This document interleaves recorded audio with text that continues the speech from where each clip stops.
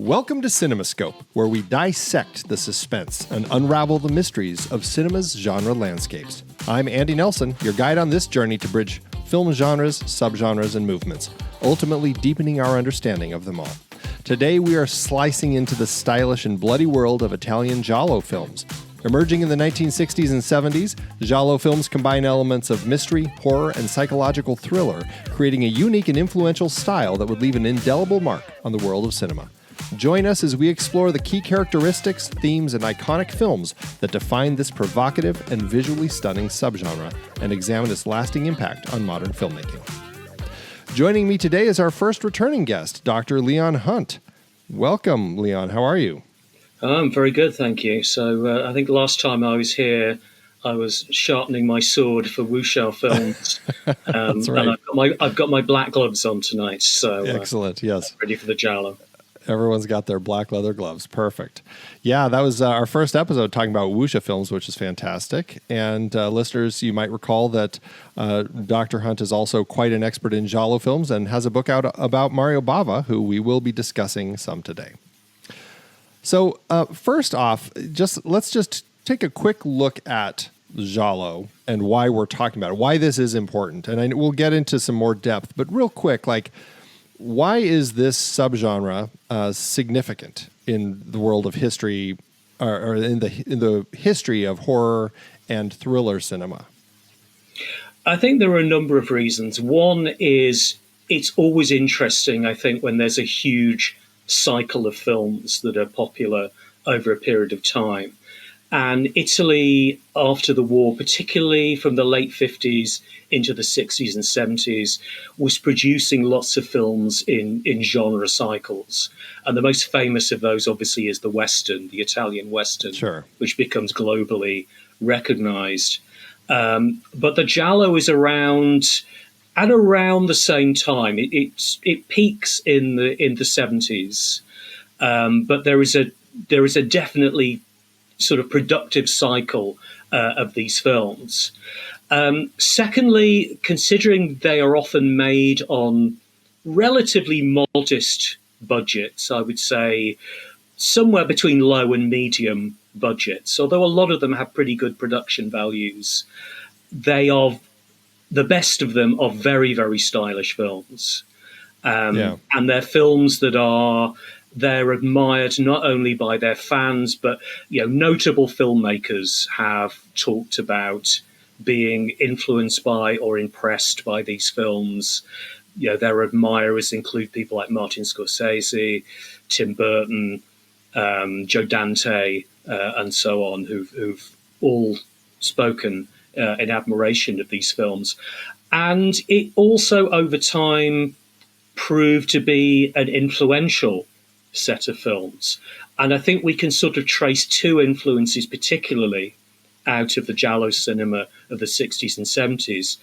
One of them, and I guess it's the one that people most frequently see, is that some of these films can very clearly be seen as precursors to the slasher film.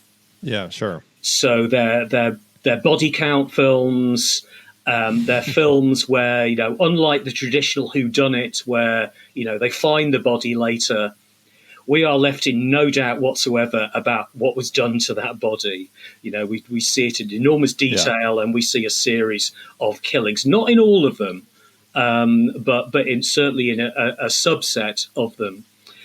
And the other genre, I think, which we can trace back to the Giallo is what later people referred to as the erotic thriller.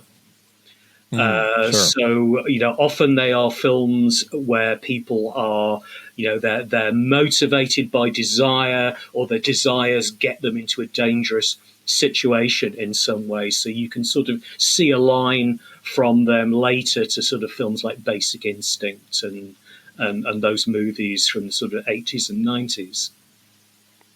Yeah, and I think that also ties into the slasher films too, but the idea that when you have your clothes off, that you're more vulnerable, right? And I think that fits in both the erotic thrillers and the slasher films.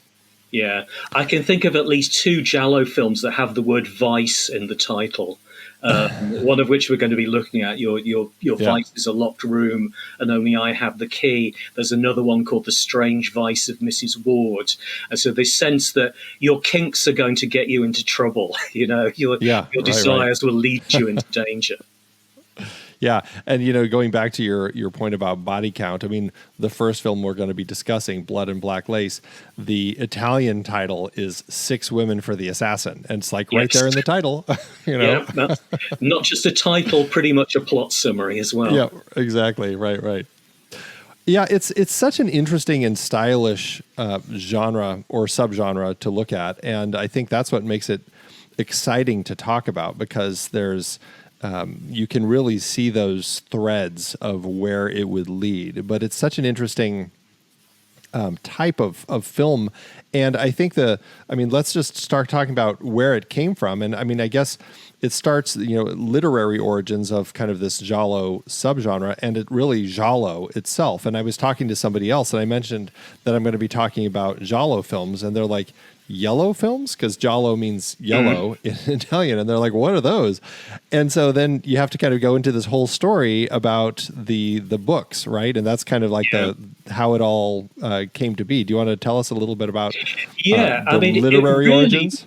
Really, the Giallo originates as an exercise in marketing and branding. Right. Because in essence, before we get to these films, really as a generic term, Giallo really just became an Italian word for a murder mystery, a detective story. It's also used in news reporting around mysteries as well.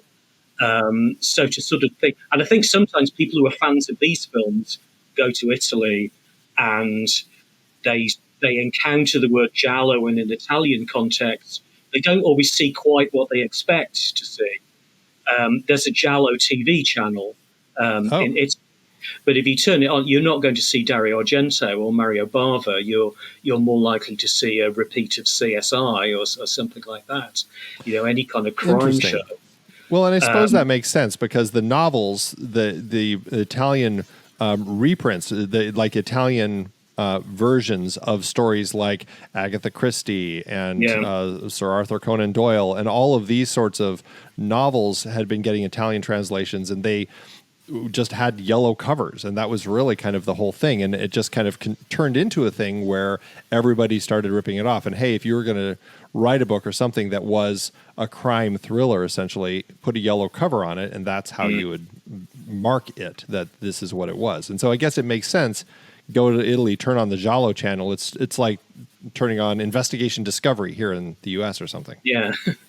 The TV series Murder, She Wrote, in Italy, it's called La Signora in Giallo, the lady in yellow, or another way of saying the lady of mystery. Yeah. So we go back to 1929, and a Milan-based publishing house, Mondadori, basically they were color coding their genres. So it wasn't just these ones. Originally it wasn't, no, but Giallo was the one that stuck. Oh, interesting. Okay. So the original Giallo novels, they were hardback books with yellow dust covers on. Yeah. And as you say, they were pretty much all translations.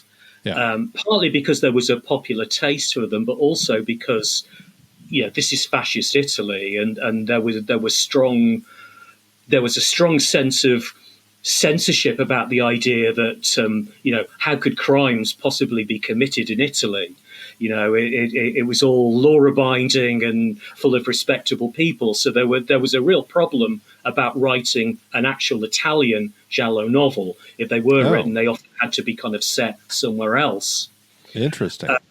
So yes, they're translations. A lot of them are translations. Agatha Christie, very popular. Edgar Wallace was very popular.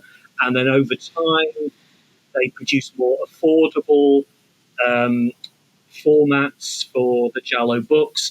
Other publishers, as you say, start to copy this format. The Mondadori Gialli, you can still see them on newsstands in Italy. So as a brand, Mondadori Gialli still exist, but it took off as a broader term for any kind of mystery, it's a detective story. Most bookshops, any bookshop in Italy that has fiction in there, there will be a Giallo section. Yeah, and the Giallo, basically, it's the crime section, and right. not just Italian crime. American crime writers. A lot of the Scandinavian stuff will be in the Giallo section as well. So when we talk about these films that we're talking about today, we're really talking about a very particular type of Giallo. It's a particular approach to the genre, I would say. And we can almost draw some parallels with film noir. That, when we look at film noir and when we look at the Giallo as a cinematic form, there's a sort of question, is this a genre? Is it a style? Is it a trend? Is it a cycle? Right. There are all sorts of interesting questions about what kind of object the Giallo actually is. Yeah, I was curious about that because I ended up, as I was doing some research, I found that there's even just deciding, do you call it a subgenre? Do you call it a genre in and of itself? What is it? And there's arguments for both sides, and I thought that was actually really interesting. Like it if you're looking at it as a genre, okay, it does have some common elements with horror and thriller. But it's very specific, right? It's one of these things where it has such iconography within it that you could say, I can see it kind of being its own genre because it is so specific. But then that's kind of also what a subgenre is. It's like, well, it is kind of a horror thriller sort of film that just happens to have these elements in it. So, yeah. And the funny thing is, where do you fit with that?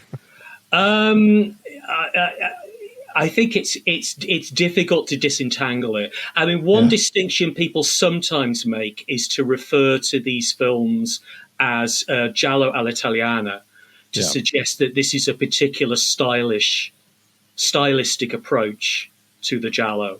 Because I think one thing about them is that although we now tend to call them gialli, the Giallo element isn't necessarily the strongest element in them, because strictly speaking, the Giallo in the traditional sense is a logical genre.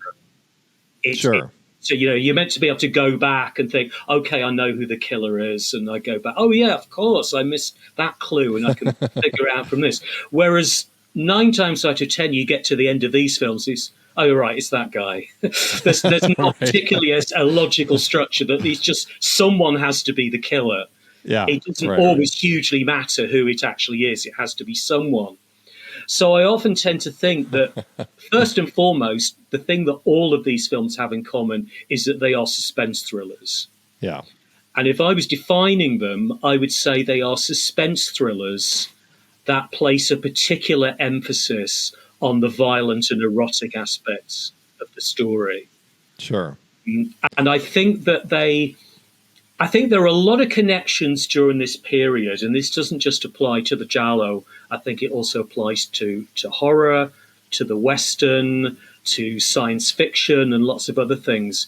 There was a close relationship, I think, between the kind of, for want of a better word, the Italian B-movie cinema. Although I often think of the Giallo as a kind of a B-plus cinema. It's slightly a cut above. Right. It's not quite in the A category.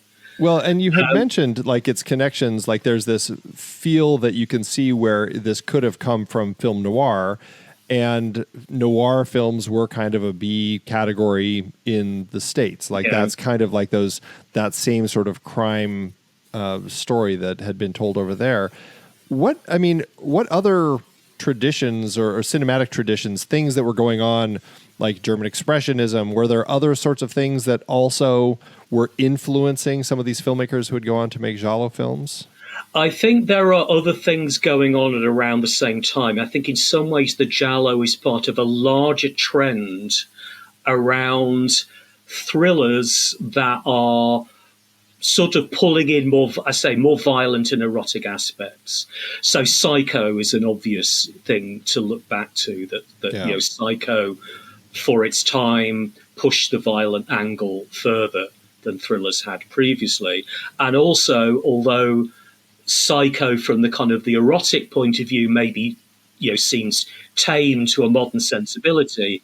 I think no small part of Psycho's appeal when it first came out was that in the opening scene, you've got Janet Leigh in her underwear, and she's just had sex with this guy in a hotel room. I think that was sure that got talked about an awful lot. That was not something that you saw very much up to that point.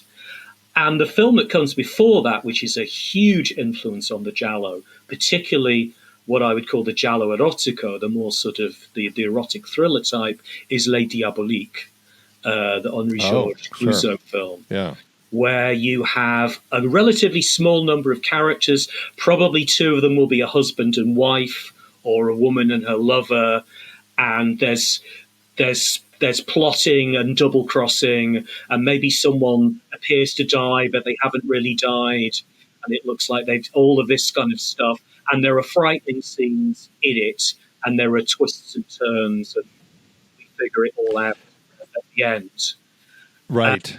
Something else that's going on at the same time as the Giallo is a series of West German films adapted from Edgar Wallace. And these are often referred to as the creamy films. Right. They're in black and white.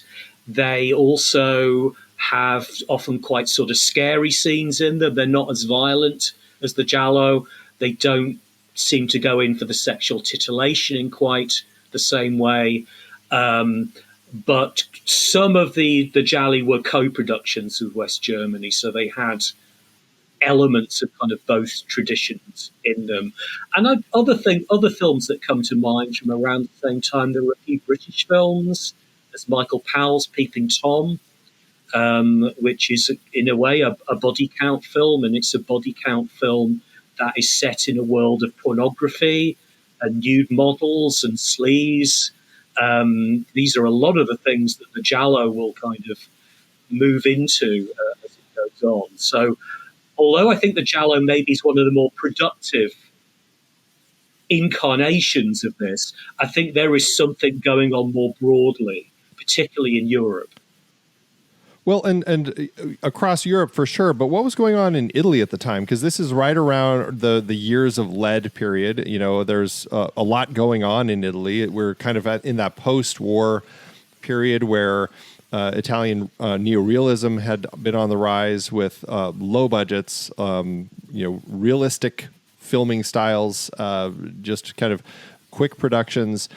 Did all of that end up kind of influencing and pushing some of these filmmakers to want to do something a little different, more colorful, something addressing kind of the disillusionment with society at the time? I think you could maybe see some of the kind of those political tensions in the films from the 70s. Maybe there are other cycles that show that a bit more, like some of the cop and gangster films, I think, tap into some of the political unrest of the 70s. I think something that feeds into both the Giallo films of the 60s and also some of the horror films of the 60s is this is a period of huge cultural change in Italy, generated by the economic miracle of the late 50s into the early 60s. So there's this new kind of prosperity. There is a desire for a very sort of an Americanized lifestyle in Italy. And a real challenge to some of the kind of moral values that have been so strong in Italy for such a long time, the kind of Catholic values around the family, around sex or lack of sex, and so on.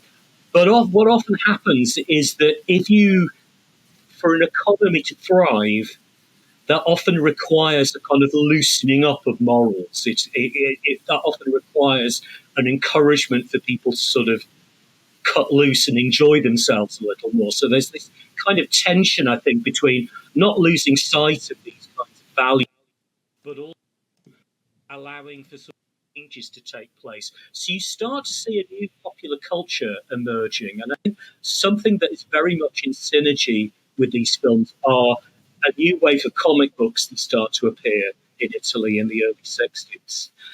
They became known for Fumetti Neri, the black comics, starting with a comic called Diabolic, which Mario Bava made a film of later on, Deja Diabolic, Yeah, right. about a masked criminal. And then there were various copies of that, and each one seemed to be more violent and more. So there's a comic called Criminal, spelt with a K, and he's sort of sleeping with women and then strangling them. There's an issue where a woman is kind of impaled on a gate, and like a dress is kind of piped up, so we get this kind of titillating view of her body, and we're really in kind of blood and black lace territory. So these kinds of comics, this kind of almost sort of eroticized sadism in some of them, and I think that is starting to feed into cinema. Maybe audiences aren't quite ready for it in films yet in the 60s, because Bava's films they didn't set the box office alight in the 60s, and it's not really until, first of all, I think the gialli that Carol Baker made in Italy towards the end of the 60s, and then with Dario Argento, that these films started to really kind of take off. But I think some of the seeds of them were there already. I think there were a lot of connections. I think of the giallo as like a genre of what in Italy they call the edicola, the newsstand or the news kiosk, where you'd see these comics, Diabolic, and there he is with his black mask on, and he's often holding a dagger, and science fiction and horror comics, and there were pulp horror paperbacks, and then by the time you got into the 70s, you got pornography on the newsstand as well. So I think there was a real kind of connection between this kind of pulp imagination that really sort of explodes in the 70s. Hey, real quick, before we keep going, your mic is kind of like the volume is jumping up and down a little bit, and I wanted to see if there's something in the settings that we can do to kind of like maybe normalize that or something. Yeah. Or shall I just hold it? How is that? That's much better. Yeah. If you're, I'm holding it closer to me. Oh, okay. Yeah. We'll just see if that.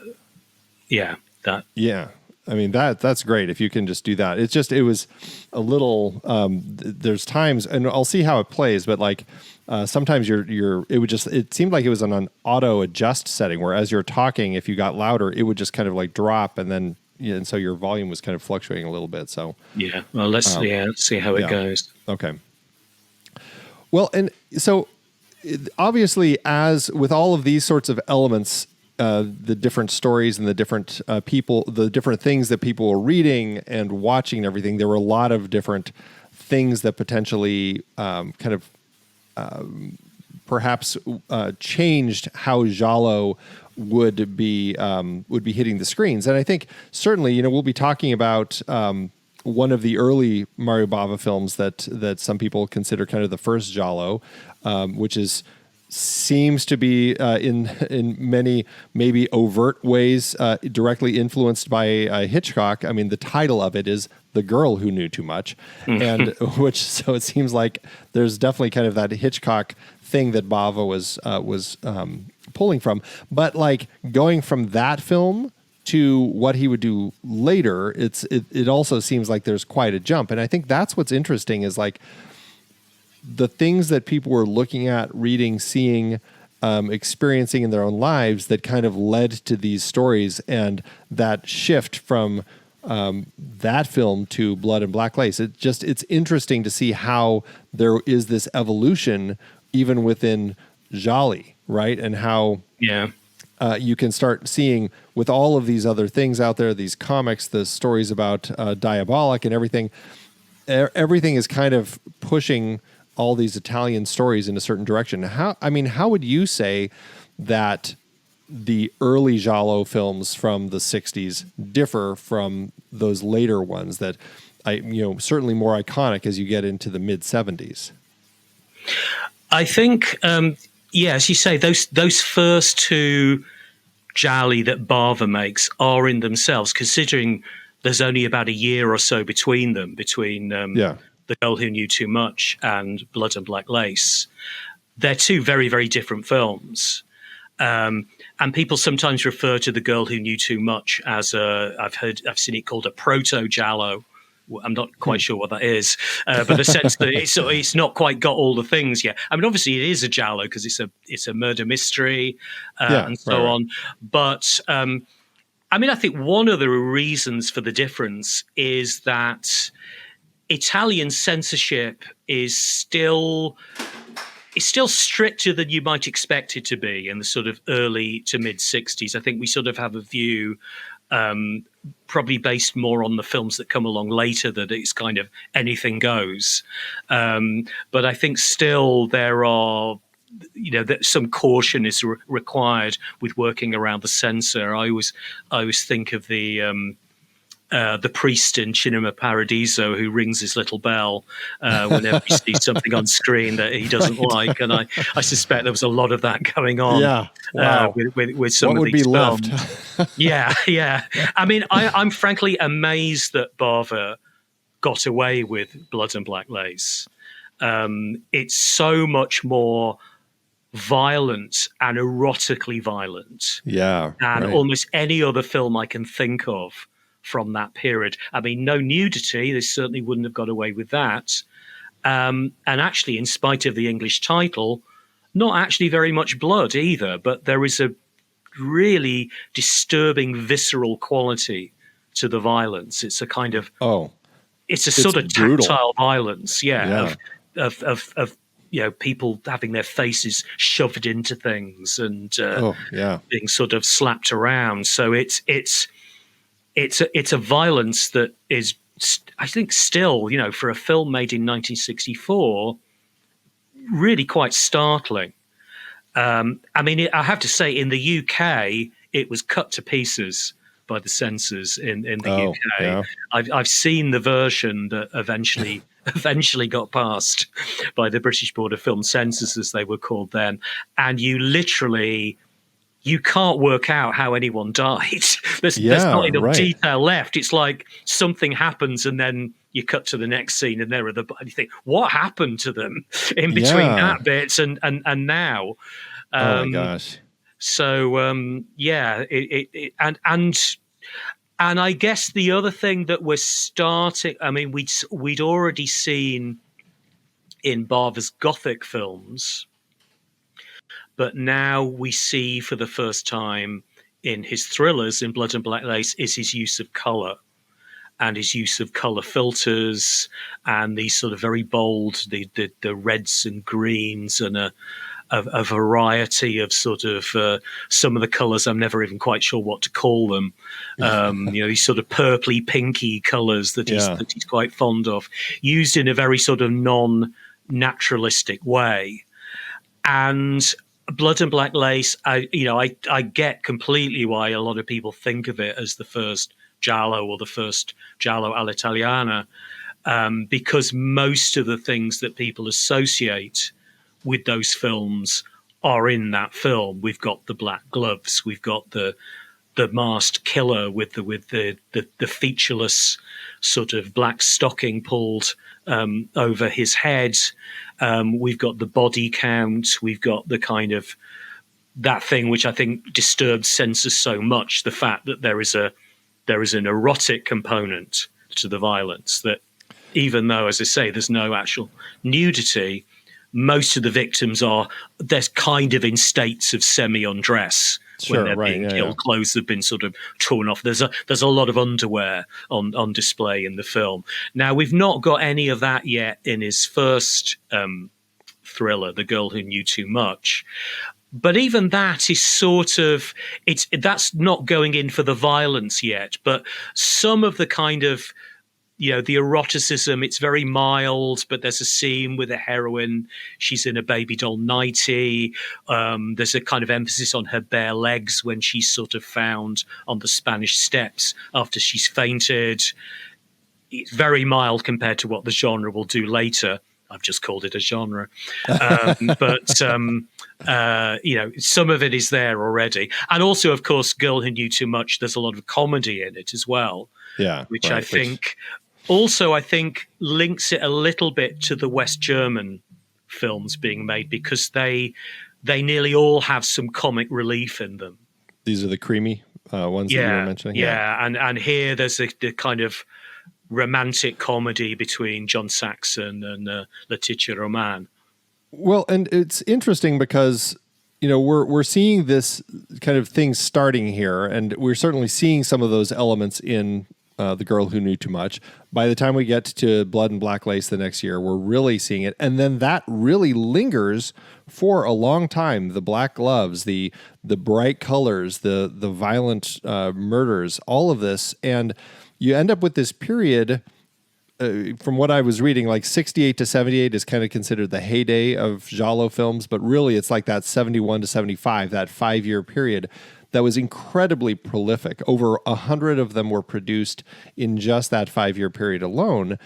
And I have to imagine that as this genre, subgenre evolves, that you're starting to see that popularity impacting where it ends up going by the time we start getting into the later 70s and into the 80s even. Yeah. I mean, the curious thing about Blood and Black Lace is that when it first comes out, it has no influence whatsoever. It does not immediately lead to anything. It's not until Dario Argento starts making thrillers that some of those things are being picked up on from his films. So what was it from, because that was, I mean, the Bird with the Crystal Plumage was what, 1970? Is that right? Yeah. And so from Blood and Black Lace in 64 to that, was it, I mean, there were some others, but nothing as popular until Bird with the Crystal Plumage? The first Giallo that is sufficiently popular to generate a cycle is The Sweet Body of Deborah. Okay, which we'll be talking about as well. Yeah. So, I mean, we could maybe talk more about that when we come onto it. But that is, I would say, the first influential Giallo at the time. Obviously, Blood and Black Lace becomes more influential in the long term because we can see a line from that to Argento. Yeah. But Argento doesn't come along for another 6 years. Yeah, right. And it takes a lot longer for Argento to admit that he was influenced by Mario Bava. But he was also influenced by The Girl Who Knew Too Much, because I think the other interesting difference between The Girl Who Knew Too Much and Blood and Black Lace is they're both set in Rome, but it's a very different Rome that we get in the two films. Sure. So in The Girl Who Knew Too Much, a lot of it's a tourist Rome. We're on the Spanish Steps where all she's a tourist. Visit. Yeah, exactly. Yes. Yeah, and she arrives at Fiumicino Airport, which was still relatively new when the film was made, and planes feature a lot in the airports, feature a lot in these films. In the American version of the film, which is quite different in some ways, it was released in the US. Evil Eye. That's what I ended up watching. It was. Oh, right. Yeah. Yes. So that's kind of a different. That has got scenes in it that are not in The Girl Who Knew Too Much, and The Girl Who Knew Too Much has some scenes that are not in that. Although Bava seems to have shot all of those scenes, but they just seem to have made different decisions about which ones to use. So in The Evil Eye, we begin with the camera sort of tracking down the aisle on the plane, and we hear the thoughts of the different passengers who are flying to Rome. In The Girl Who Knew Too Much, the Italian version, the narration is introducing us to the character of Nora and telling us that she is a fan of Giallo novels, and she reads them avidly, and she's promised her mother she won't read anymore, but then the camera ends up on her, and she's reading one called The Knife, which will sort of lead her into getting caught up in this story. Whereas, so we've got this kind of tourist Rome, and it's kind of also, I think, the Rome of La Dolce Vita. We see some models being photographed on the Spanish Steps at one point. And then this scary Rome at night, which I think was what struck a chord with Argento, the idea that, beautiful Rome, you could make it sinister and scary at night. That's the thing that Bava did that maybe. I'm always wary of saying no one had done this before, because then usually a film pops up that, about 10 years earlier that has done it. But Yeah, certainly right, one right. of the first, if not the first film, certainly one of the first films to use Italy, because there was a very strong belief that one of the reasons why horror as a genre could not land in Italy was that everything about Italy was wrong. It was too sunny. It was too warm. The people were too laid back. Horror needed somewhere where it was cold and a bit kind of unfriendly to flourish. But here is Bava sort of, giving us a kind of sinister nocturnal Rome. Then in Blood and Black Lace, he gives us a Rome where, if we weren't told it was Rome, I don't know if we would necessarily know that it was. Yeah, right. It's a I much have less no context where this fashion house is. Yeah, I mean, it is. The fashion house is it's a villa up in the hills in Rome, which they used for the exterior. Villa Chiara. It's up in the Gianicolo Hills. But unless you recognise that, and let's face it, most people won't. Right. Yeah, certainly, most people who don't, certainly non-Italians won't recognise it. Right. Yeah. It could be anywhere. So it seems to be, Blood and Black Lace seems to be playing down its Italianness in some ways, and that might be because it was a co-production with West Germany and France, and maybe it's trying to look more European generally than Italian specifically. Yeah. I want to take a step back real quick away from the films themselves and talk a little bit about kind of some of the controversies around Gialli, because we've been talking a lot about censorship and how even just at the time getting the films shown as they are was difficult. Like, you couldn't get these films to play in other countries without a lot of edits because of some of the stuff that those countries just felt weren't appropriate. So, but then you look at all the way up through today's eyes and how some of these films are kind of viewed as misogynistic and everything. So there's a lot of controversy that kind of can surround these films. What are some of the other, like, the main criticisms leveled against this subgenre? I think the one around gender is the big one. That when they're made during this period where suddenly a lot more is allowed, you have a much more permissive cinematic culture. And, one might make the assumption of, surely it's a positive when, things aren't repressed and they're let out anymore. But of course, a lot of bad things get let out, as well as liberating things. And misogyny is one of those. We see this in the comics as well. I don't think the films can be reduced to that, and sure. I don't think all of the films are like that. One of the films that we're going to be talking about, but I think we're talking about it in the bonus bit, I think does go against that quite a lot. And even, of course, Argento has been a controversial figure throughout his career for this. He's been criticized many times for the fact that the majority of his victims tend to be women. I don't think Argento sexualizes the violence as much as some of the other directors did. Certainly not in his earlier films. But at the same time, and I'm not saying one cancels out the other, but Argento's given us a lot of very sort of memorable, strong female protagonists as well. Yeah, right. So I think there are, I think also of the debates around Hitchcock, and they aren't exactly the same because, Hitchcock maybe developed his characters a bit more than most of these films do. But, for a long time, Hitchcock was sort of viewed as an arch misogynist. And then there were other critics who said, well, actually, okay, let's look at it from another angle. His female protagonists are kind of sympathetic and often the focus is on them. The male characters, they're played by Cary Grant, but they aren't always the nicest guys in the world. And they're presented as quite sort of dark and obsessive, So I say that I don't think you can approach Argento and others in exactly the same way, but I do think, yeah, the misogyny is there. It is part of some of those films, but I don't think they can be reduced to that. I think there are, No, there yeah. are interesting female characters. There are, somehow the films almost manage to be kind of about misogyny and not just simply misogynistic. Yeah, interesting point. Sure. So when these films were getting released, I mean, there was censorship. Like, you talked about how the British version of Blood and Black Lace was hacked up quite a bit. We've already talked about kind of the American version that I ended up watching of The Girl Who Knew Too Much, and like these different versions and how they changed things.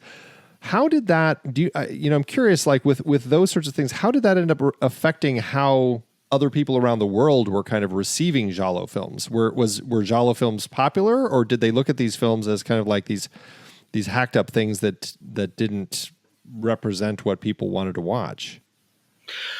I think one thing to say is that I think for a long time, I don't think the term Giallo traveled particularly alongside the films.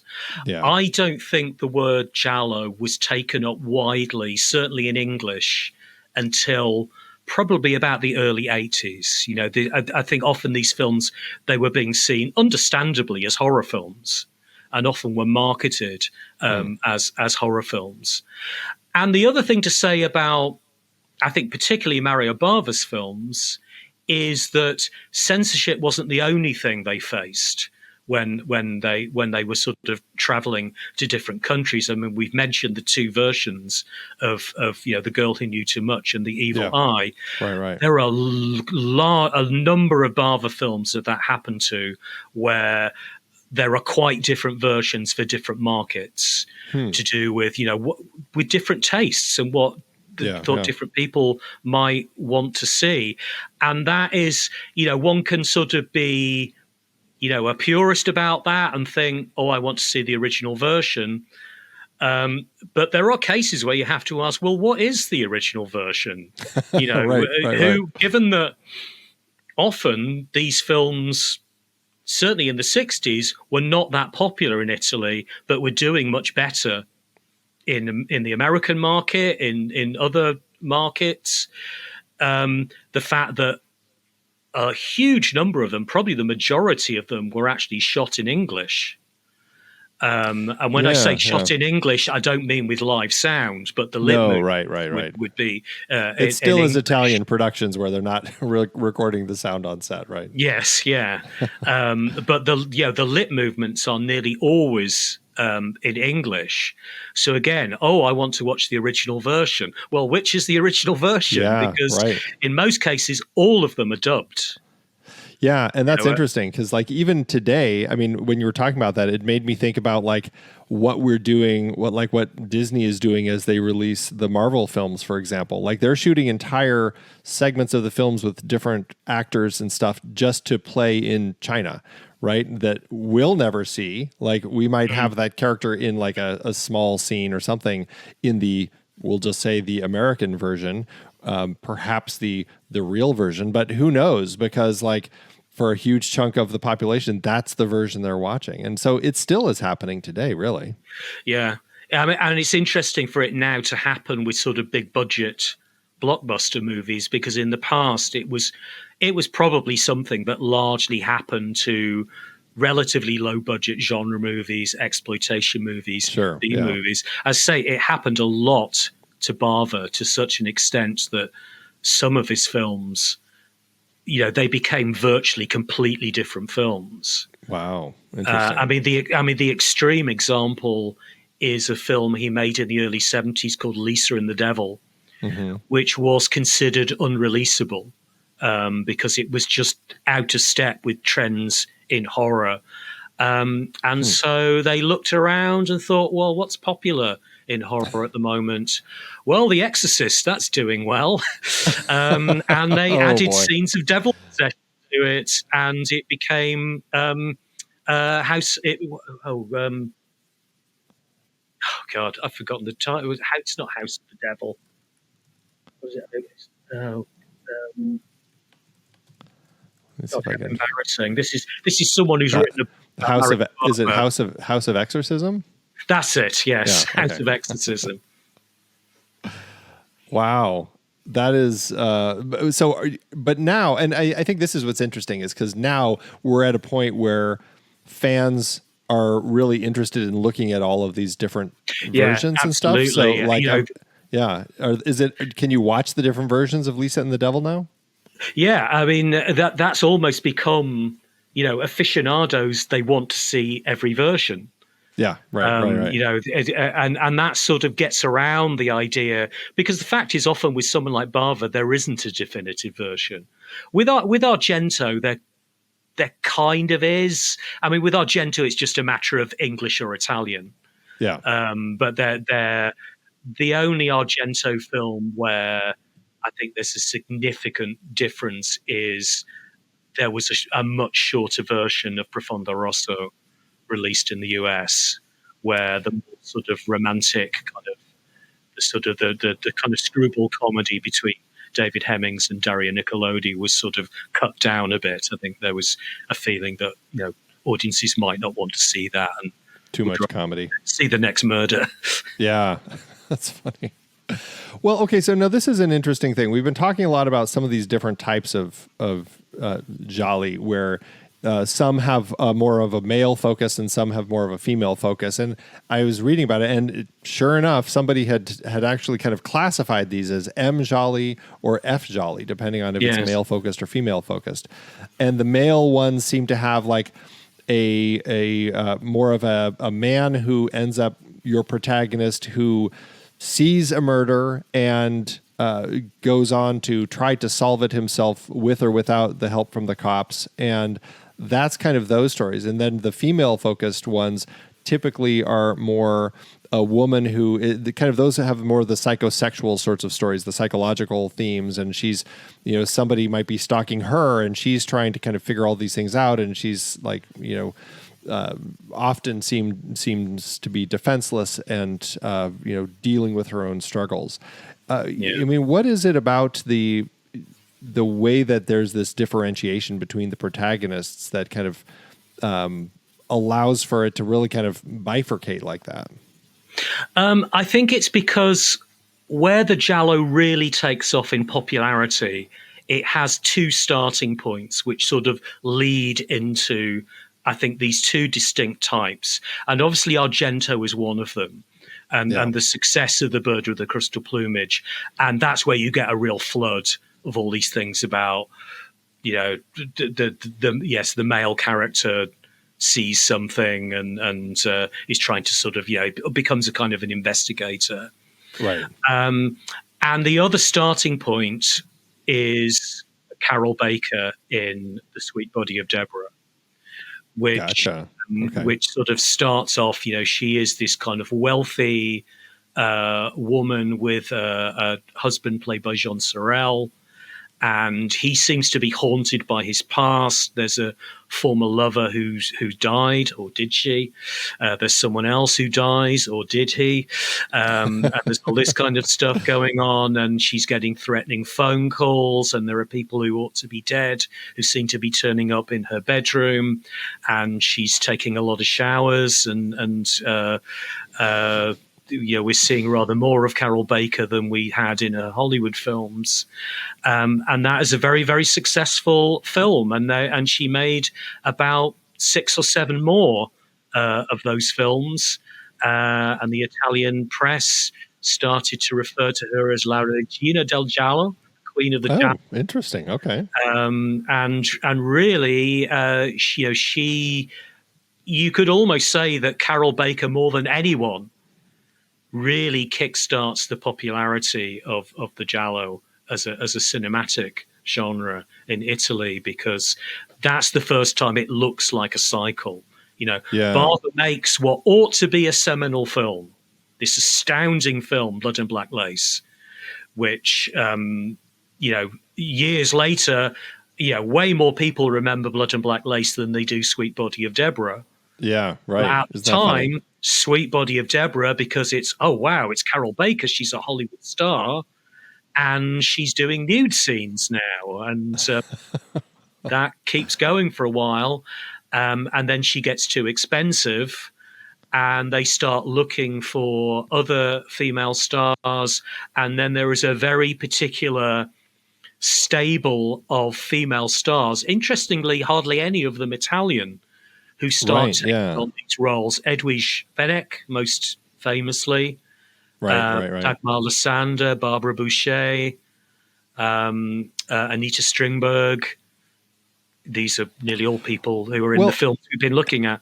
And it's interesting because, as I was watching these, and one of the ones that we're not talking about, but we had discussed as a possibility was the Sunday Woman, and Jacqueline Bisset was in that one. And so it is one of these things where I kind of felt like Hollywood agents probably had seen the success of Clint Eastwood from the spaghetti westerns and said, maybe you should try hopping into these, as they were sometimes called, the spaghetti thrillers, and being one of those, and like trying to get their stars in some of these to maybe get some more notoriety, or at least more international notoriety, because it really was a surprise to see so many English-speaking actors popping up in these. Yeah, I mean, they are films that I think they seem to be aspiring to be international, at the very least European, right, rather than specifically Italian, and then if possible international. I mean, Sunday Woman's a slightly. One of the reasons why I originally put that on the list was as a bit of a wild card. Yeah, right. That is very much an A film. It's a giallo more in the original sense. It's not got the same exploitative elements, even though the murder weapon in it is a phallic statue. In spite of that, which made the whole thing really. I mean, it almost played more as a comedy because of some. Yeah, of those I mean, elements. it is. Yeah. That's the other thing. Because it's based on a famous novel. Yeah. Which is a kind of a social satire as well as a giallo. Sure. And it's got Marcello Mastroianni in it, who, frankly, none of the other films we've been looking at would have had the budget to be able to afford Mastroianni, let alone Jacqueline Bisset. And the French actor was Jean-Louis Jean-Louis Trintignant. Well, he did a lot. He did do a few giallo films and other genre. He worked in Italy quite a lot. Gotcha. Okay. Because there's a lot of traffic between Italian and French cinema in terms of actors. So obviously, Jean Sorel in The Sweet Body of Deborah, and he's also in One on Top of the Other is French. I always think of Jean Sorel as Jean Sorel was the actor you got if you couldn't afford Alain Delon. He's your sort of backup Delon. Yeah, he works well in the role here, and he's done some of these other ones like Short Night of Glass Dolls. He was in, but he was also in like The Day of the Jackal. So he's one of those. Very briefly, and he's in he's in Belle de Jour as well. He's in Belle de Jour. Yeah, right. Deneuve's husband. Well, let's. So since we're talking about kind of like this M Jolly, F Jolly, let's kind of continue this conversation before we jump into the films. Just kind of wrapping up all of the other potential, like the iconic tropes, the things that are whether it's thematic or just a kind of a stylistic trope or a plot element. What are some of the other key things that we haven't really mentioned? I think one of the things is the world that they're set in. I think one of the things that, we said they're an influence on the slasher film in terms of the body count and the gore. But I think one thing that really sets them apart from the slasher film is that slasher films always it seems to me that slasher films aim to be about the sort of people that they think they're aimed at. So there's a sense that the characters on screen are meant to be relatable to the people in the audience. They're young. They're not fantastically well off, but they're not poor either. And they're kind of identification figures. The giallo predominantly is set in a very wealthy, luxurious world. They are people who are well off. They live in beautiful houses. They wear fashionable and, of course, now enjoyably dated clothes. But they really pop with the colors, man, I tell you. Yes. I mean, people often refer to them as jet set thrillers. Sure. Yeah. I mean, Sweet Body of Deborah, we really, see that, we're in Nice and Geneva and the Côte d'Azur and places like that. We're often in these sort of beautiful international cities. And I do wonder if part of the pleasure of watching them at the time was just seeing rich people get it, being booked off. Right. Yeah. Well, and I suppose some of that could potentially also go back to kind of what we were saying about the politics at the time in Italy, and maybe some people enjoyed seeing some of these rich people get it, as you were saying. Yeah. Also, because often attached to that is the idea they're rich and they're decadent. Yeah. Oh, yeah. And they have their strange vices, as it were. Yep. Yep. Airports, I've mentioned briefly, sort of figure quite a lot in this kind of sort of jet set world. Is there an archetypal protagonist that you would say we're seeing in these? I mean, I suppose between the M and the F Jolly. Yeah. I mean, certainly those two. Yeah. Some kind of, an investigative figure who can be female sometimes because she is in The Girl Who Knew Too Much. Sure. Yeah. Isn't exclusively male. But yes, the wife or the girlfriend where stuff is going on around her. She's being terrorized in some way. She's getting sinister phone calls. People who ought to be dead are materializing. Someone's trying to drive her mad. I mean, there are several of those just in the films that we're looking at here. I think another thing is what is motivating the killing. And I think broadly speaking, and often this maps onto the two types, but not always, there are two main motivations. One, and I think this is true of nearly all of Argento's films, Argento's killers are always disturbed in some way. And that, again, I think makes them more like the slasher film. The killers in the slasher films are crazy. And they're kind of crazy. Something's happened to them in the past. Right. It's kind of like disturbed from some past trauma, seemed to be. Yeah. So often in Argento, it's the secret lies in what happened in the past, what happened to this person. And often that's linked to, it can be linked to a painting or a work of art or some memory that they've got. And that sort of explains their madness. One of my favorite explanations in Argento is in a later one, Sleepless, which is beautifully simple, that the killer was driven mad by a nursery rhyme. He said it went round and round in my head. It drove me mad. Thinking, it's as good as any. Yeah, right. And the other explanation is always to do with money, and this again I think is very telling of the fact that this is set in a world of wealth, that it's an insurance policy or an inheritance of some sort, and so people need to be bumped off. Well, and I suppose that does tie in maybe more, perhaps the most directly, to kind of the origins of Giallo, like the term, because those literary whodunits, like that's kind of a lot of the plot ideas behind those sorts of stories. Yeah, that's much more of a kind of classic, exactly. a classic traditional Giallo idea. I mean, Bava draws from Agatha Christie in a couple of his films, because The Girl Who Knew Too Much takes one of its ideas from the ABC murders, which is that the killer in Christie's ABC murders, I apologize for the spoiler, they want to kill one specific person. They just kill that one person. But to cover their tracks, they kill a series of people to make it look like it's a random killing by a serial killer, and they organize their victims alphabetically. So complex, just so complex. What as the genre evolves, we start seeing things like Suspiria that definitely has a more supernatural element. Would you still call that Giallo, or would you say by that point it's shifting kind of out of it, or perhaps it's a crossover of several genres? Well, I'm glad you brought that up and not me, because I think if you want to start an argument with Yeah. Giallo aficionados, the best way to do it is Bring up to Suspiria. refer to Suspiria as a Giallo.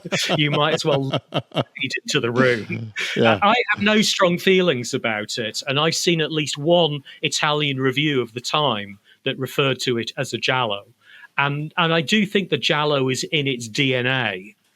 But and of course, it's interesting also that even though it's a supernatural horror film, when it's time for someone to be bumped off, with the exception of the blind man and his dog, they are killed by someone with a sharp object. Yeah. So some of it is still there, and some people have pointed out that already in Profondo Rosso we're starting to get not supernatural elements, but sort of we've got all the stuff with telepathy and Yeah. Right. Okay. Yeah. the woman who reacts to the killing just before it happens. Yeah. Kind of that psychic. We're buying into the world where psychic sorts of phenomena is real. Yeah. Yeah. Yeah. So I mean, I think it was a shift for Argento because he builds this kind of supernatural mythology, which he also follows in his next film, Inferno. But it's, as I say, people do get upset when you call Suspiria. Well, yeah, and it's funny because I think that might tie into also how some of these directors became so connected themselves just to the giallo types of films that they had been making, that when they would make something that was outside of what you'd call giallo, suddenly people still want to call it giallo because, Argento is a giallo filmmaker. Well, no, Argento is a filmmaker who made several different types of films, and I think that's where some of that may come from. Yeah, and I think Argento he's made a few attempts to sort of get away from the giallo. I don't think he wanted to solely make that kind of film. So he makes his first three. Then he makes a historical comedy, The 5 Days, which was not hugely commercially successful. When he made Profondo Rosso, the original Italian trailer, the words appear on the screen, Dario Argento torna al thrilling. Dario Argento returns to the thriller. And I think Tenebrae also was seen as a return to the giallo. Interesting. Okay. Suspiria and Inferno. Yeah. Huh. Okay. Well, I mean, it's so interesting to see. Let's take this opportunity to start switching and get more, dig deeper into each of these films. So we've talked about Blood and Black Lace a little bit, but just to kind of, reiterate, Mario Bava directed this in 1964. It's the story of a masked killer who's clad in black leather gloves and stalks and brutally murders the beautiful models of a prestigious fashion house in Rome. As the body count rises and the police struggle to unravel the mystery, suspicion falls on various members of the fashion house, each with their own dark secrets and motives. With its lush cinematography, iconic set pieces, and shocking violence, this film set the standard for the giallo subgenre. But who is the mysterious figure behind the mask, and what is their connection to the fashion house? So we've talked about how bold and bright and this just kind of crisp and clear these colors. I mean, the reds just explode off the screen, and it's not just blood. I mean, you've got in this fashion house red mannequins everywhere, and it's just kind of a fantastic element that they've added. I mean, really setting the stage, I think, for the visual and also the narrative template for future giallo films. I think that's really what we're getting here, right? Yeah. And I mean, the title sequence, which is, you talk about the sort of the red mannequins, this extraordinary title sequence, which sort of introduces the cast, each of them next to posed with one of the mannequins. And what I always find fascinating is that, I mean, Bava was someone who, I mean, if you didn't know anything about Bava and you watch that title sequence, it looks like the calling card of almost a sort of a Tarantino-like auteur of here is my bold approach. Right. Yeah. I'm doing this extraordinary title sequence, the likes of which you've never seen before. And yet Bava if you told Bava that he was an auteur or an artist, he would have laughed in your face. He very much saw himself, a working filmmaker, a technician, but he liked to have fun with his effects. He was a cameraman originally. His father was a filmmaker as well, and often helped out with effects and camera tricks. So he knew every visual trick in the book. He was a great lighting cameraman. He knew about special effects and really sort of old school special effects, special effects that had been around since silent cinema, but still worked on screen. Right. Yeah. So I think often he was kind of having fun with these movies. They were an opportunity. That I think there was a surprising amount of creative freedom in these films, as long as they hit certain commercial requirements. There's the right amount of thrills and sex and violence. There was a lot of freedom stylistically, and I think this is often why they are such stylish films. There was that freedom to do visually interesting things. Well, and he was a filmmaker who, he had been around for a while before making, we've mentioned The Girl Who Knew Too Much, but then also this film in the 60s. Like, he had been making films back in the 50s and kind of started doing some different films and started working in horror as well. And that was, I think, I don't know, is he more known as a horror director, would you say? Or he did do a lot of horror and even films that weren't, that you maybe wouldn't sort of classify solely as horror. I'd say more than half of his films lean towards horror in some way. Even when he made a Hercules film, it had Christopher Lee playing a vampire in it. So, even when he was in other genres. And I think that is why Bava is often seen as the pioneer of Giallo cinema, is because I think he is the first to bring those kind of horror elements into the Giallo, because that was something that he liked doing because, say he was originally a cameraman. Cameramen are very good with atmosphere. Obviously, horror thrives on atmosphere. He knew about special effects. So it was very much in his sort of visual toolbox that he could make these striking looking films. Yeah. Well, and even in his early films, Italy was making some sword and sandal films, and he had a number of those that he did. But then one of them also, like Hercules in the Haunted World, that seems to kind of like take, okay, I'll do another sword and sandal, but let me throw some horror into it too. Yeah. It's so funny. Well, this film, the colors are incredible, but also I think, and I don't know if we've talked much about camera, but we're getting some nice subjective camera, and we're certainly kind of getting those POV shots here of the killer, which I think we're starting to kind of explore the voyeurism and the idea of the male gaze that has been talked about in film a lot. But I think that's a key thing that becomes part of these is that POV cam, right? Yeah, the camera sort of stalking the fashion house. Yeah, and sometimes we're not even sure whose viewpoint it actually is. Is it the killer? Is it actually anyone, or is it just the camera going for a walk? Right. With Bava, you don't always know. You get these little sort of visual flourishes in the film. Yeah, it's a visually extraordinary film. The other thing that's interesting about it as a Giallo is that at a certain point, the police just sort of give up. Right. At a certain point, the police just disappear out of the film. We've got this very stern police inspector who's played by a German actor, so that seems to link it to the West German films being made at the same time. Oh, yeah, right. And he, in a scene where he accidentally gives an alibi to the killer, he keeps all the sort of male suspects overnight, but a murder takes place anyway, and he realizes he's blown it. And he just disappears from the film, and the last bit has to be sorted out by the characters. Yeah, which is interesting because, and we've talked about it a little bit, but this we'll be spoiling these to a certain extent. But I mean, in this particular film, we're gonna find out that it's not just a killer, it's killers, right? And that's kind of becomes an element of the story here. And I think I was reading somewhere how that kind of became influential even for like Wes Craven when he was with Scream and everything.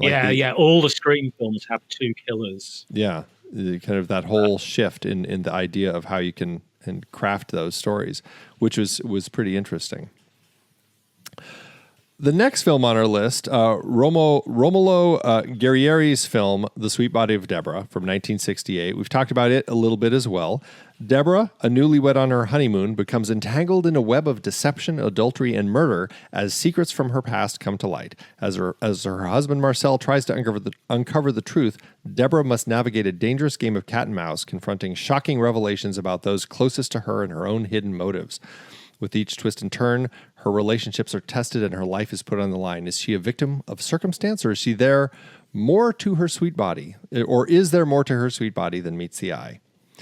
This was an interesting film, and I will just let people know this is a trickier one to find online, and unfortunately, the version that I ended up watching before I found out that there were other versions had chunks of audio completely removed, and I'm assuming, I don't know if it was like music copyright or what, but it was just scenes where it was just music playing, like the opening credits and then the dance sequence and things like that. I did find another one, so I was able to rewatch those scenes, but it was weird. So you got to watch carefully to find the right one. I'll have a link in the show notes to a version that is a clean version to watch, but it is very strange. It was an interesting one. I didn't love it initially. I wasn't like completely with it until we start getting toward the end, when you start getting all of those twists and things that keep kind of shifting and changing. And suddenly I'm like, oh, whoa, okay, things are happening here. And we're really doing something different that I wasn't expecting. And I ended up enjoying it a lot more after that kind of all those third act twists started here. There's definitely kind of some sexual politics going on, changing role of women, I guess you could say, in society. How does this one, where does this one stand? And we talked about, like, you talked about this one already with how big this was at the time, and this really kind of created that shift in Giallo films and how they were being received. But how does this, like what it was saying and what it was representing, how did that kind of work for Giallo films? I think often when we think about what these films are saying, sometimes I think that emerges out of simply having to freshen the story up and give us the right number of surprises. So there's a I don't know if we can sort of talk about the twist at the end. There is a bit of a spoiler, but suffice to say that Carol Baker's character is not quite the put upon victim that she appears to be for quite a lot of this film. And I think some of that sort of emerges out of, how many more twists can we get into the film? The writer of this film, or one of the writers, I think is the main writer of the film, who's actually the writer of 3 different films that we're looking at, is a man called Ernesto Gastaldi. And I think it's fair to say that the film Les Diaboliques left quite an impact on him, because he was constantly finding different ways of sort of reworking it. In Les Diaboliques, we have a husband and wife running a school. There's a certain amount of domestic abuse going on.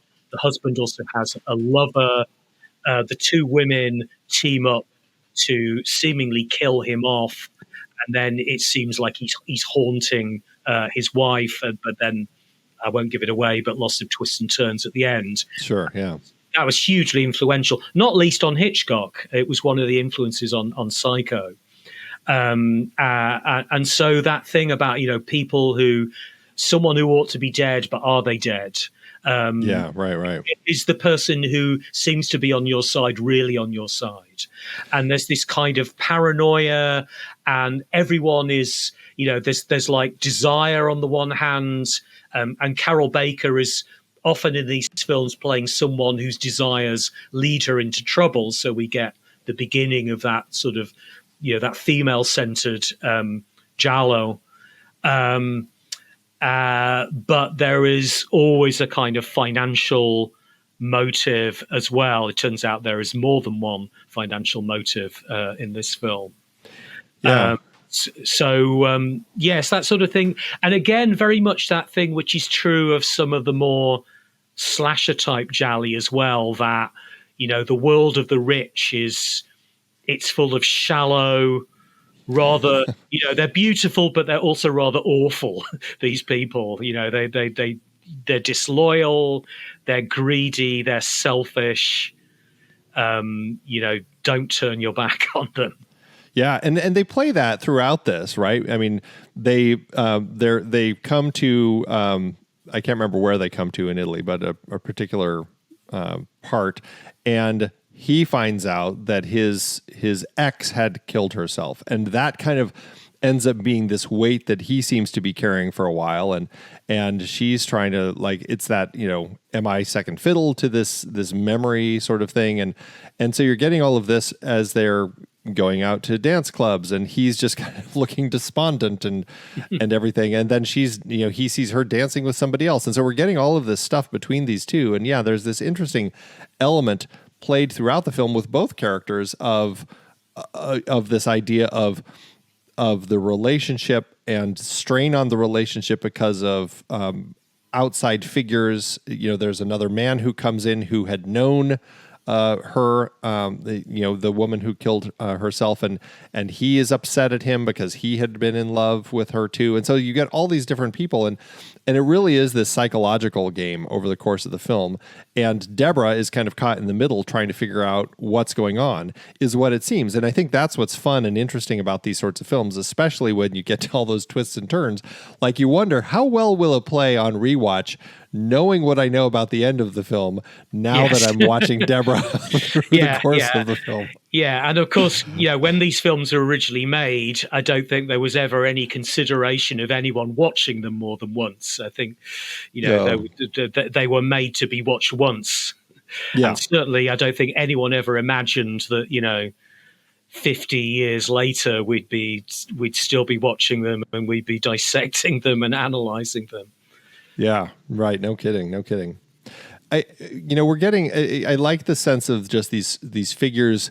There is this sense, I don't necessarily fully understand character motivations, but I think one of the elements that works in Giallo is the characters they carry this enigmatic air, I guess I would just say, where you're constantly trying to read them and figure out what's going on in their head, and I think that's something, I mean, Blood and Black Lace, we certainly saw with some of these characters as they're all trying to figure out, like, what was in this journal that affected you, and we're trying to play these mind games with each of the different people. I think that's one of the fun elements. And yeah, it may not end up, by the time you get to the end, it may not be completely, it may not work completely, but I think it's a lot of fun getting there. And I think that's the joy I mean, that as I say, often the actual Giallo element is often the weakest element in them. Right. It doesn't add up at the end, and that thing about trying to figure out who this person is, or are they a good person or a bad person. I suspect in some cases, while the films were being made, they were still trying to decide themselves who those characters were. Keep your options open about who the killer might be at the end. Right. It almost, you want to see the Clue version of it, where it's like, how many different endings could we make with this? Let's move on to our next film, which, I want to have a sidebar because this next one, it's Sergio Martino's 1972 film, Your Vice is a Locked Room and Only I Have the Key. And I want to have a sidebar before we kind of keep going on just how great Giallo titles are. I mean, there are, I have so much fun just looking through the list of the titles. I mean, do you have some favorites? Because, I mean, some of them are just wild. Yeah, that is a really good one. The Iguana with the Tongue of Fire is one, a title I really like. It's a much better title than a film. Oh, okay. I think that was very much a trend set by the Argento films. Bird with the Crystal Plumage, Cat o' Nine Tails, Four Flies on Grey Velvet, and then you they just run with that, and actually, House with Laughing Windows is pretty difficult to improve on. I often wonder, in some cases, and I'm sure this is the case with Bird with Crystal Plumage, that he just decided he wanted to call it the Bird with Crystal Plumage, and then you've got to come up with the pretext for why it's called this. So late on in the film, they just introduce this bird that they hear on the telephone, and I'm sure that was the same with House of Laughing Windows. Of like, what a great title, House with Laughing Windows. Now, how are we going to get these laughing windows into the film? We've got to figure out some way of doing it. These are, I mean, I think there's a larger trend in Italian cinema in the 70s for long titles, because the longest. There's one that's got, there's the Lina Wertmuller film, which is simply known in English as Swept Away. With Giancarlo Giannini and Mariangela Malato, but the Italian title, which I can't even remember, it's Swept Away on the something something something of the something something something, and it just keeps going. It's more of a paragraph than a title. Yeah, I'm looking it up right now. Swept Away by an Unusual Destiny in the Blue Sea of August. That's the one. Jeez. I mean, the Giallo writers must have been kicking themselves for not coming up with that one. Yeah, no kidding. It's just so fun. I love all of them. They're just it's so fun reading these. And this one too. I mean, your vice is a locked room and only I have the key. Like, what a just a fantastic title. And I walked into this one saying, wow, that is a great title. I hope the film lives up to it. And I have to say, I had such a fun time with this one. This one is the wife of a troubled writer becomes embroiled in a series of murders at their crumbling villa. As the bodies pile up, she must confront her husband's dark past and the secrets that threaten to destroy their lives. With each new revelation, the line between reality and fiction blurs and her sanity is pushed to the brink. The arrival of her niece, a seductive and mysterious figure, only adds to the confusion and danger. Is the wife the victim of a sinister plot, or is her husband's twisted psyche the key to unlocking the mystery? And what role does her enigmatic niece play in this deadly game? How did this film use the formula, we'll just say, to kind of explore deeper psychological themes? I think one of the things that's interesting about this film is that it's kind of the two types of Giallo mixed together. Because it's got elements of the Giallo erotico and the woman who is seemingly being driven mad by various things that are happening, both by her abusive husband, by the black cat, which allows it to claim to be based on Edgar Allan Poe, which bits of it sort of are. Yeah, I suppose. But we've got this series of murders as well, some of which, it has to be said, could probably have been taken out of the film without making a huge difference to the plot. It to a certain extent feels like by then, maybe by then there was a feeling we need to have some killings as well. Yeah, we can have the psychological stuff, but we need a sharp object and some some blood on screen as well. Yeah, right. But yes, this is a sort of psychological Giallo where so much of the film we experience through the Anita Strindberg character, right? Which will, without sort of spoiling it, sort of mislead us a little bit. This is another one where, when you find things out at the end, you're watching it again, you might have some queries about whether it all adds up. But it's certainly an interesting ride along the way. And I think there's there are interesting bits and pieces in it about. Of course, we're out of the city in this film. We have more of a rural setting, whereas probably the majority of these films have a kind of urban, big city setting. We're out somewhere in the Veneto region, but in the house belonging to a very wealthy person. So there's sort of, again, it's a world of wealth and privilege. They invite all these hippies to the house for a party at the beginning. He's kind of racist towards the maid, and there's some sort of stuff about racism and colonialism, but the film doesn't pursue that very far. Yeah, and then again, because this is another Ernesto Gastaldi script, who is plotting against who?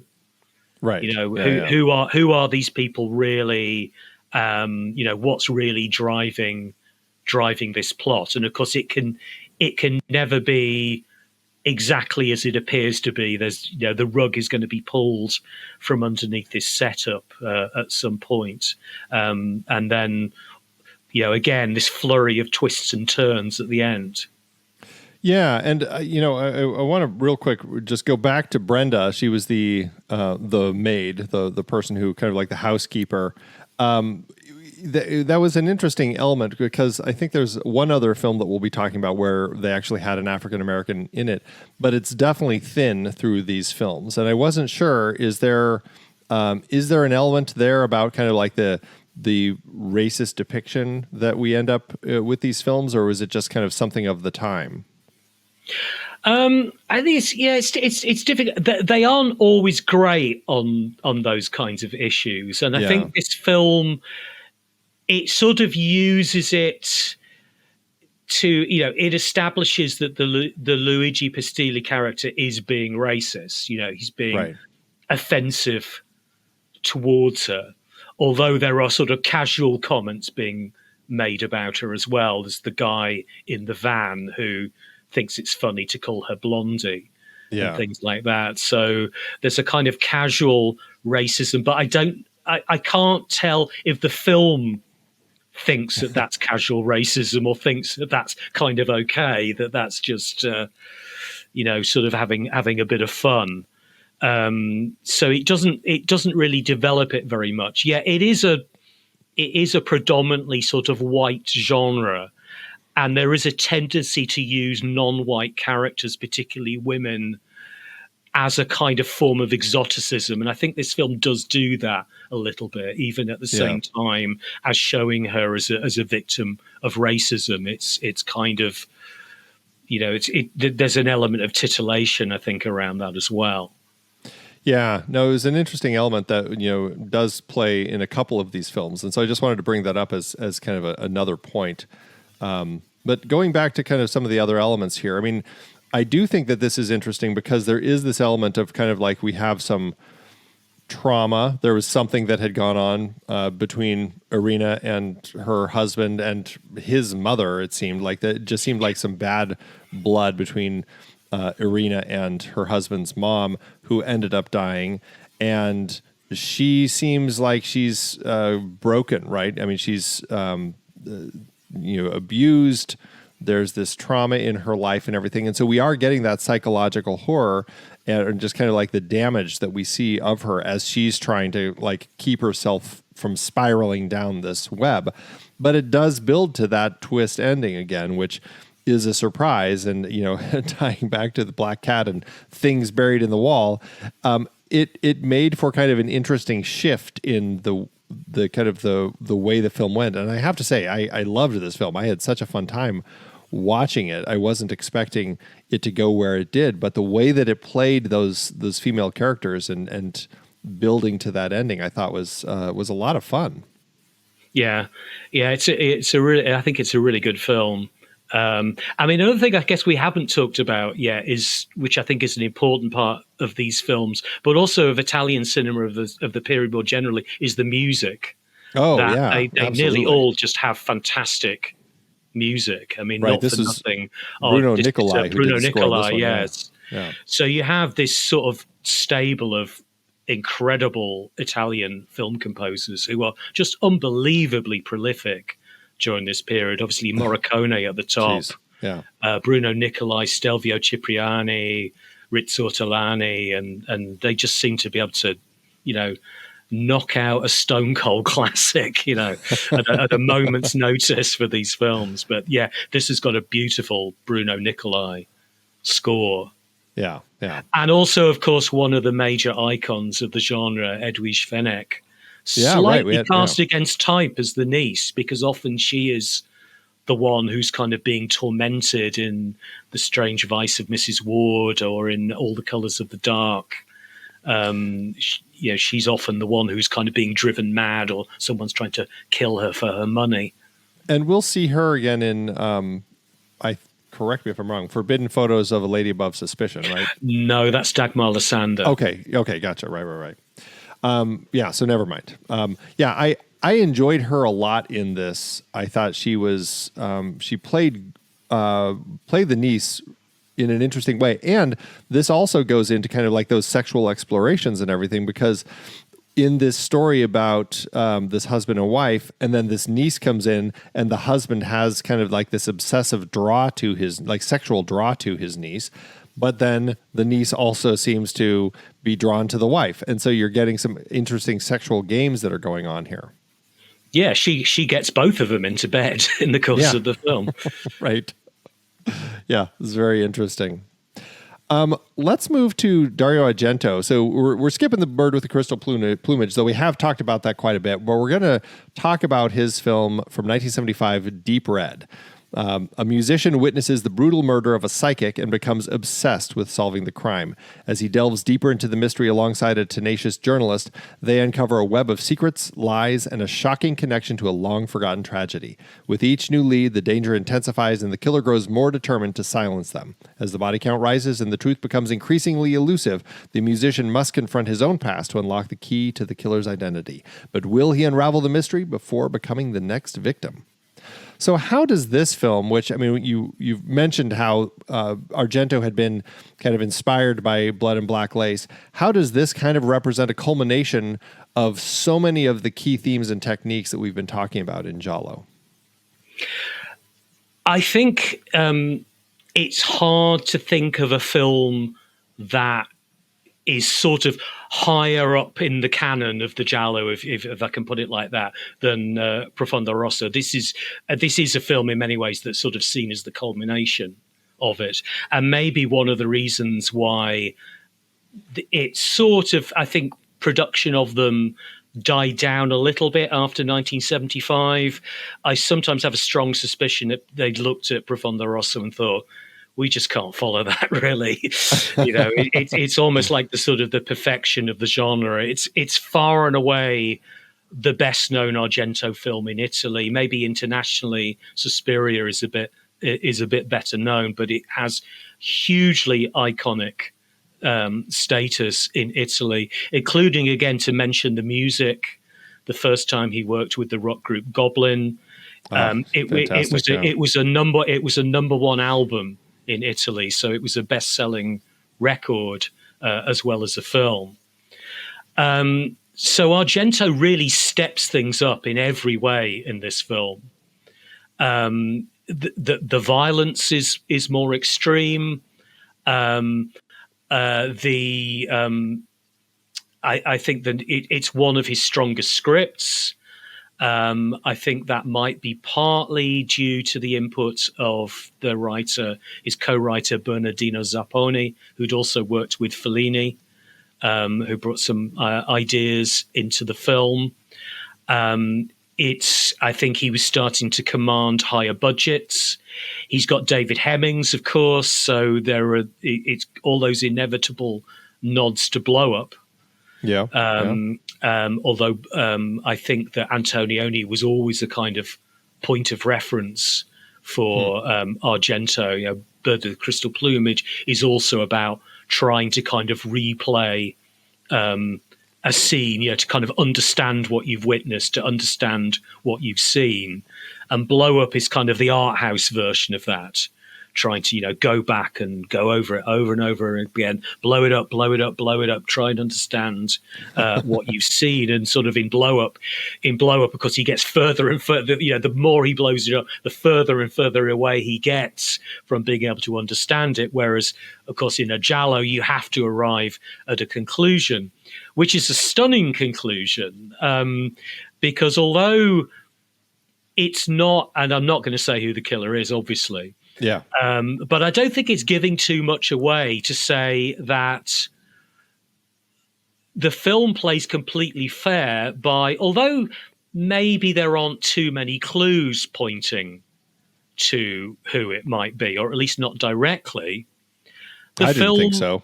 The film actually shows us who the killer is. Yes. Very early on, but in a way that we're not looking for.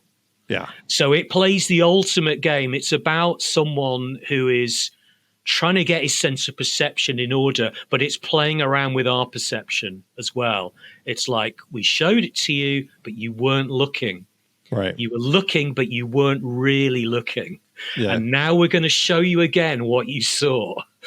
And it's one of Argento's greatest coups, is that revelation of what you saw, but you also missed.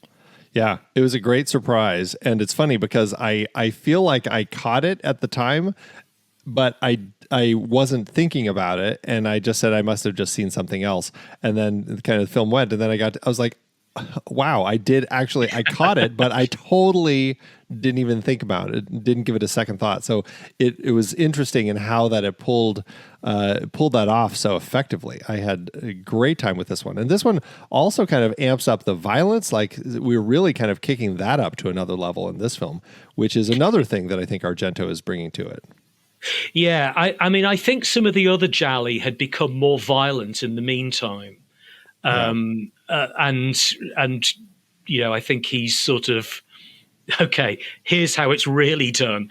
And I don't think it's so much that they're gorier, but and Argento's always credited this to Zapponi's input, is that they, again, a bit like in Blood and Black Lace, they came up with murders that somehow you can really feel them.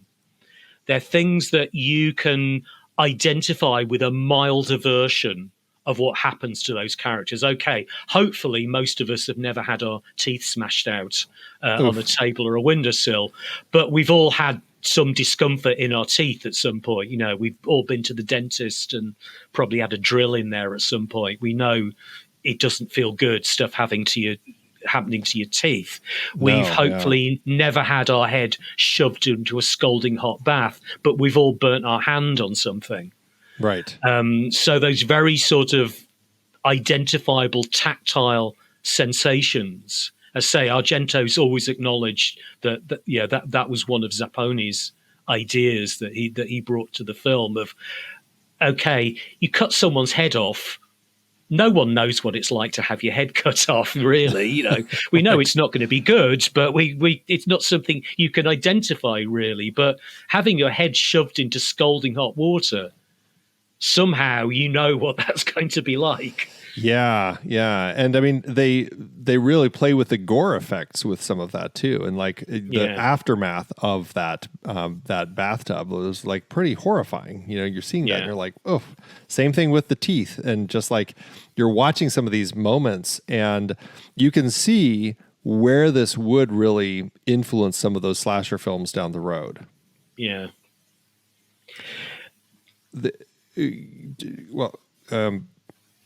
I was going to change. I was going to move to the next film, unless you had another thought on this one. The other thing I wanted to say about Profondo Rosso, which is something that fascinates me particularly about it, and about Argento generally, certainly during this period, is Argento's use of location. I mean, one thing that sets Argento apart from most of the other Giallo directors, certainly prior to Suspiria, because Suspiria does kind of go abroad, is up to that point, all of Argento's films are set in Italy, and they're set in a recognizable Italy. And I think that's one of the reasons why maybe he landed with Italian audiences in a way that some of the earlier films hadn't.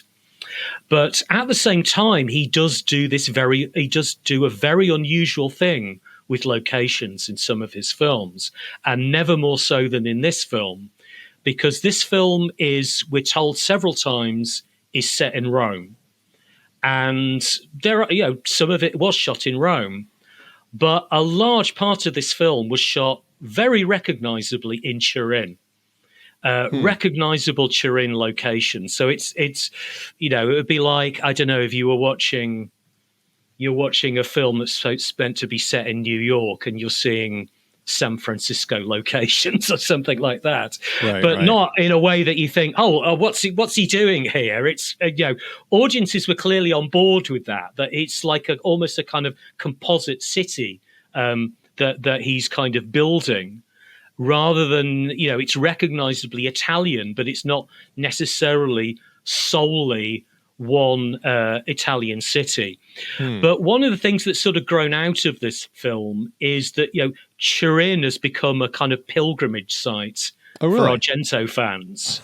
And just to mention one of the locations, which is the piazza where David Hemmings and Gabriella Lavia hear the scream before the first murder. Okay. And they're in front of a fountain. Yeah. That's a piazza in Turin called Piazza CLN, which was originally called the Piazza of... Well, originally it was called the Piazza of Two Churches. Then they built two fountains representing... And this is why it could be nowhere but Turin. The two fountains represent the two rivers in Turin, the Po and the Dora. So it became... They built these two fountains. It became Piazza delle Due Fontane, the two fountains. Then during the war, because it was originally built by the fascists, during the war, it became the headquarters for the Gestapo. Then after the liberation, it was renamed.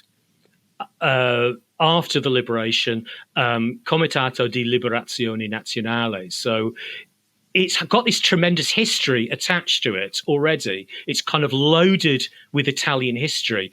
But then what does Argento do in addition to that? He adds a diner based on Edward Hopper's Nighthawks. So, I mean, this is the most extraordinary location he ever uses. It's meant to be Rome, but it's Turin. It's a part of Turin that's got this incredible history of like fascism, liberation, this brief period of socialism after the war, and then the influence of America on post-war Italy. On top of all of that. Yeah. That's fantastic.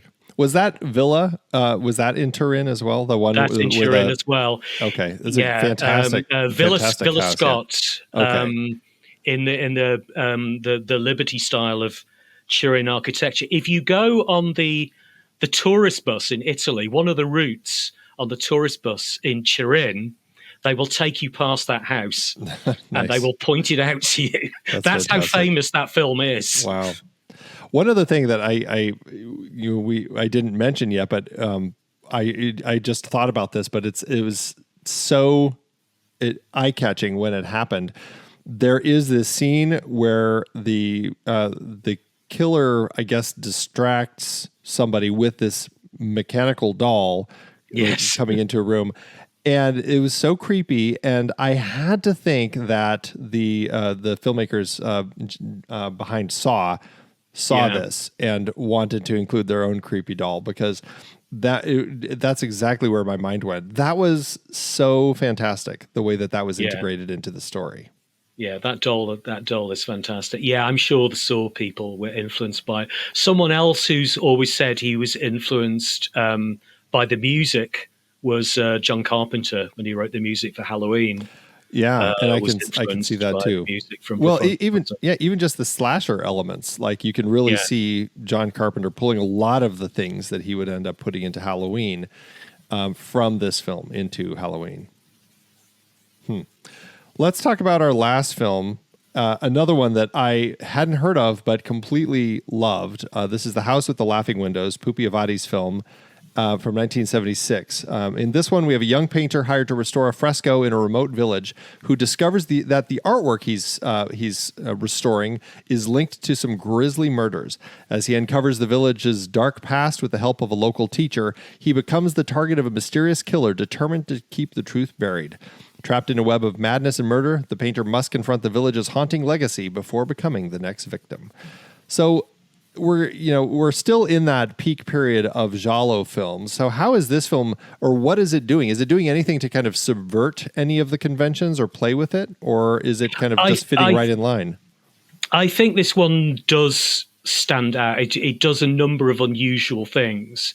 And Avati, I think it's worth saying, he's a different kind of filmmaker from most of the others that we're looking at here. From the start of this one, it felt pretty dark. Yeah, I mean, he's not solely a genre filmmaker. He's also done, dramas, and I mean, he's got one foot in art cinema, but he does come back to genres from time to time in horror films and giallo.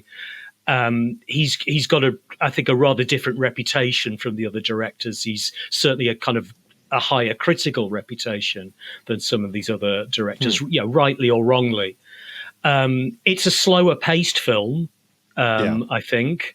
I think anyone going in expecting, Argento thrills and spills might find it a bit slow, but if you love atmosphere, there's tons of that. Yeah, it's very atmospheric, and it's playing a little bit with some sense of kind of folk horror almost, and kind of like this biblical horror, these elements that really just kind of tie into this story that I loved. And yeah, that slow burn pace that we had with this, it just really built that tension for me exceptionally. Like, I had a great time watching this one. It's a creepy little film.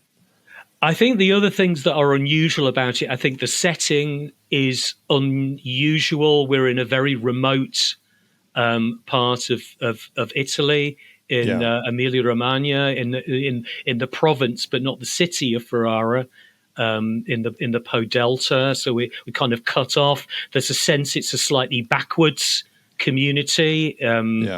And also, very unusually, we're in period. We're not in the present. Although it doesn't spell out exactly when it's set, there's a strong sense that the war is still a recent memory. Yeah, it felt kind of that 50s period. Yeah, because I think the painter is supposed to have set himself on fire in, I think they say 1931, and it turns out that other people around that time are still alive. So we're obviously not too many decades on from there.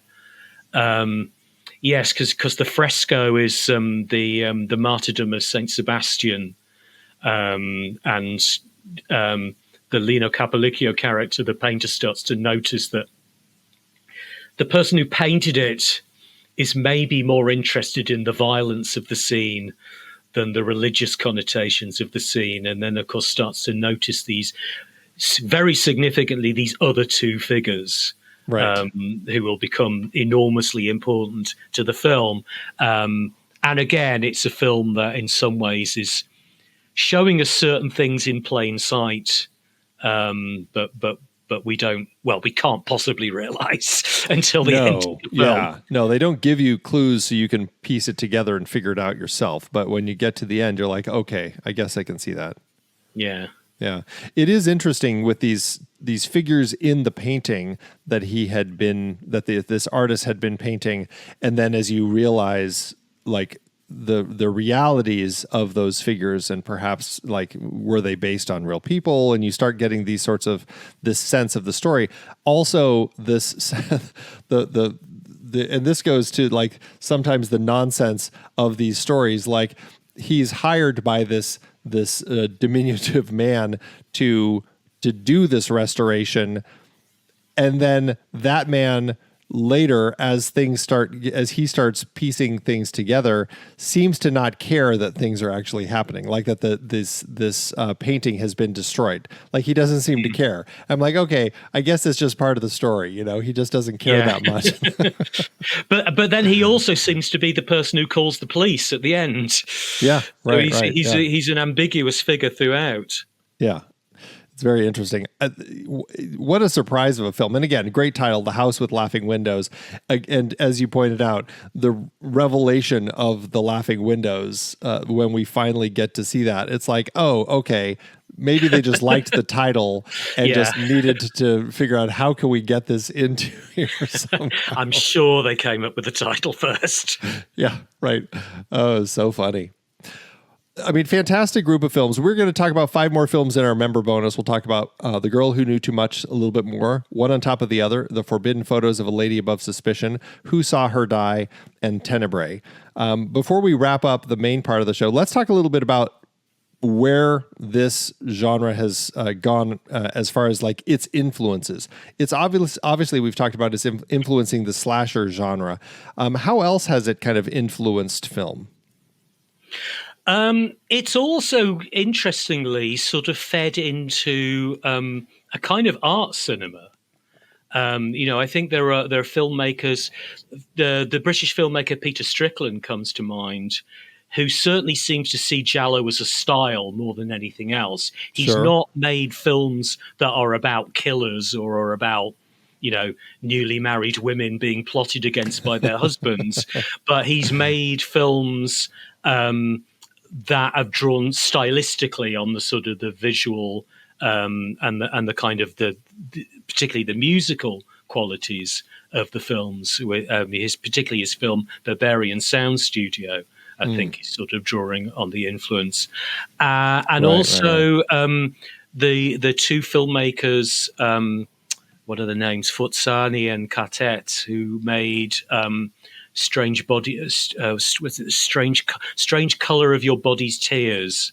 There's a Giallo title if ever there was one. Right. And they've made several films. They made a film called Amer as well. Yes. Which again, they sort of, I mean, Strange Colors does sort of have a Giallo type plot, although it makes even less sense than the original Giallo plot did. But I think that's a bit more deliberate, this is an art house take on the overcomplicated mystery story. Yeah. And they actually use soundtrack music. So you'll hear bits of Bruno Nicolai and Morricone and Alessandro Alessandrone and people like that on the soundtrack. So I think that kind of stylistic legacy, I think it's interesting how it's gone into art cinema as well. Is there a neo-giallo movement like so many genres have, where people have kind of returned to telling these stories? Those art house films are the ones that often get referred to as neo giallo. Yeah, gotcha. Because I think it's difficult to do these films straight in exactly the same way, because there's also something time bound about them. I think they are very much located in the fashions, the interior design, the music of that era. Right. Because without all of that, you're making a slasher film in many ways. Right. Well, I mean, to the point where would you call later in Argento's career, he would make a film called Giallo. Is that Giallo, or is that his own neo Giallo, or where does that fit in? Well, that's an odd one, because that was unusually for Argento. That was written for him, because usually projects originate with him, but someone wrote that script and sent it to him. So in some ways, I think it originated as someone who was trying to produce a kind of tribute to Argento. I mean, of course, in an Italian, because of the Italian meanings of the word, anything with mystery in it can be a giallo, really. Right. I suppose so. And I guess anything that Argento makes is if it's a thriller, if it's a mystery thriller, it's likely to be seen as a giallo. The Stendhal syndrome certainly can be seen as a giallo. Several of his later films can be Sleepless, The Card Player, but they are stylistically different. Yeah, even Argento's films are stylistically different from the ones. I tend to think of this type of giallo. Its era is it's early '60s to late '70s, early '80s at the latest, really. Right. Yeah. And they're still made after that, and there are films that you can call gialli before that. But those ones that people collect and they make lists of them on Letterboxd, they very much belong to that sort of almost a kind of a 20-year period. And again, I think that's because, they're connected to things of their time. Sure. Yeah. As often happens with a lot of these subgenres, right? They just kind of like it is a piece of that part of history in that area, and that's why they kind of are lumped into that. And it's hard to, and then you end up having the neo whatever it is, because people are drawn to it and they want to kind of tell those stories again, but it can't quite fit the same way. Well, I mean, it has been such a fantastic conversation talking about Giallo, Leon. Thank you so much for joining me today. I really appreciate it. Oh, thank you.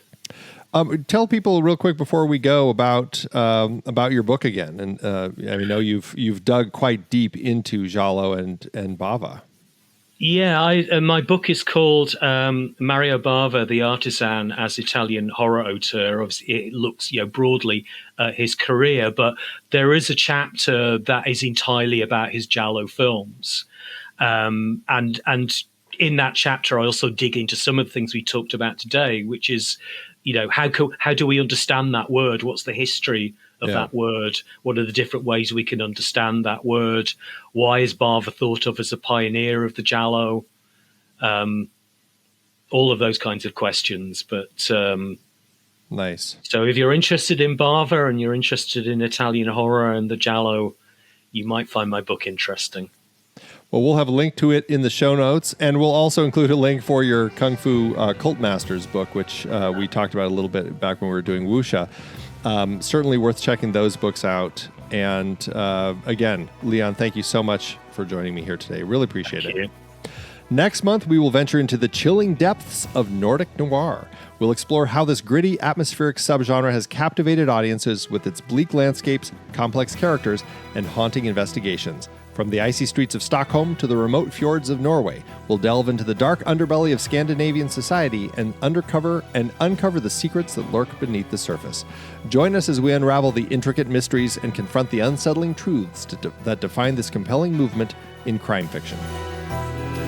Thank you for joining us on CinemaScope, part of the True Story FM Entertainment Podcast Network. Music by Orcus and the Magnetic Buzz. Find us and the entire Next Reel family of film podcasts at truestory.fm.